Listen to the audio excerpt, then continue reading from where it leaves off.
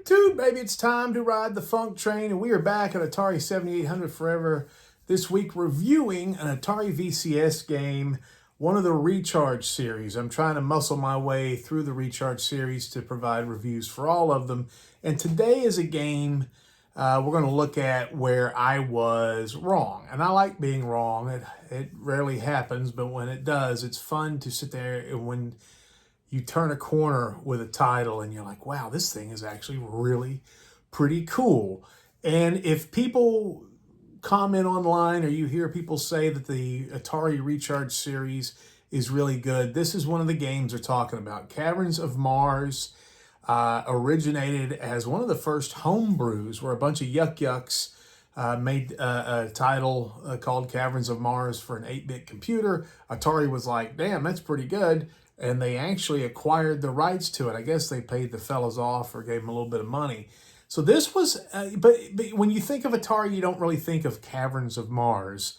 So this game, since there's only 10 Recharge games, this was an odd one. You know, this was a surprise that it came out of nowhere. And at first I was like, who cares? And now I'm a true believer. Let's talk about this game after I introduce myself again. Since the beginning of time, there's only been one website with the Babylons to claim every game reviewed when it came to the Pro System, and that's Atari7800forever.com. But now it's time to get on that YouTube trip, babies.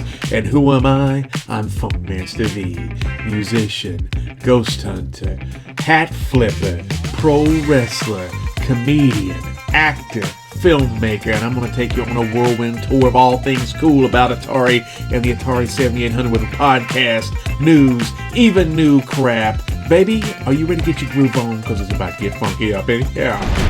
I don't know if there is a modern game that takes the old Atari mantra, easy to play, hard to master to heart, like Caverns of Mars Recharged.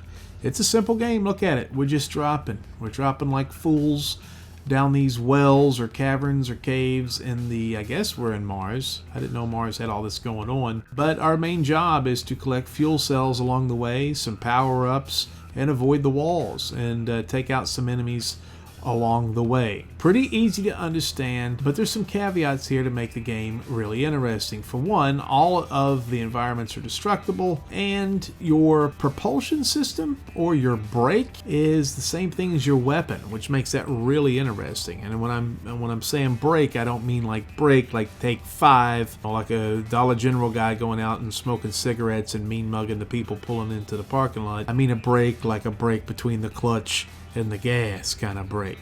It's an interesting gameplay element. You slow yourself down by firing your main weapon.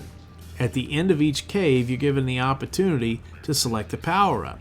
Yay! There's a lot of good power-ups to select, but every time you pick one, you get something detrimental as well. So you have to build your ship up with really cool positives and kind of outweigh the negatives, and that really becomes an interesting dance that you play with the game as you're trying to defeat it. Yes, you can beat this game, and after you figure it out and make your ship kind of badass, it's kind of easy to do. Okay, I lied. In fact, this game is difficult until you learn how to play it. You see, these later Recharge games have some really cool options at the menu screen. They call them bonus points or point modifiers, but what it is, you can handicap yourself in these games, and when you do, it gives you bonus points, so you can do less work and get more points. Now, in this game, I was doing all sorts of combinations trying to figure out how to get a really high score. You see, these Recharge games, again, are really great because you get to see your scores compared to people across the world. So there's a competition. It's like the world's largest arcade, and you're trying to be the top geezer. Well, in this game, I was having a hard time breaking the top 100 until I realized, don't fool with the bonus points on this game. Go into it completely straight. You need all your faculties with your ship to get to the end. Like most Recharge games, or if not all of them, there are side missions to accomplish, and those are pretty lengthy and difficult to figure out and to do. Worth playing through. Again, to me, the main game is the head attraction and trying to get the top score that you can. After I figured out how to play this game, I made it to the end and I beat it, which I didn't. I was surprised that it ended that quickly, and I also scored pretty high. I'm in somewhere in the mid-20s, like 25. I'm pretty proud of that. I'm trying to get into the top 10, which is my goal on all these games. I would also like to note that all of the weapons in this game are useful. That's pretty rare with a shooter. Normally you have favorites and there's some that you're like, oh my god, I hate this one. But these all seem to work really well. There's differences and they change kind of how you progress through the mazes. But yeah, I think they're all worth a hoot and they're all fun to use. There's not much to this, but it's darn good. It's a lot of fun and you guys should try it out. I think this is much superior to the 8-bit version of Caverns of Mars, and this is one of the better recharge games in the series. So if we're going to score this guy, let's take a gander here. The graphics are awesome. I love the silhouette graphics of these later recharge games, how they're kind of a lot of contrast. The sound is good. I think the sound in this game is appropriate. Some of the recharge games I don't like the music so much, but the sound is good here. Gameplay is fun. Like I said, it's easy to understand, very approachable, very addictive, and the power-up element of this is very unique and very fun. This game is less than $10. You can't beat it. You can put hours into this thing trying to get the best score.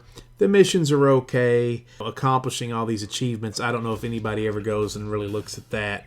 There is a multiplayer element to it. It seems like the second player ship is much smaller than the first player ship, and I don't know if that's cool or if it's an advantage. I didn't have two modern controllers, so I couldn't play that with my friend when he was in town. I just had the classic controller, and that doesn't work with this game. Overall, fantastic. 4.5 out of 5. You can see it ranked here with the other Atari VCS games, and this is one of the best games that you can get on the VCS. A great deal, a lot of fun, and very addictive. You can't beat that. Alright guys, thank you for checking out the channel. Make sure you check out Atari7800forever.com. Make sure you like and subscribe and notify.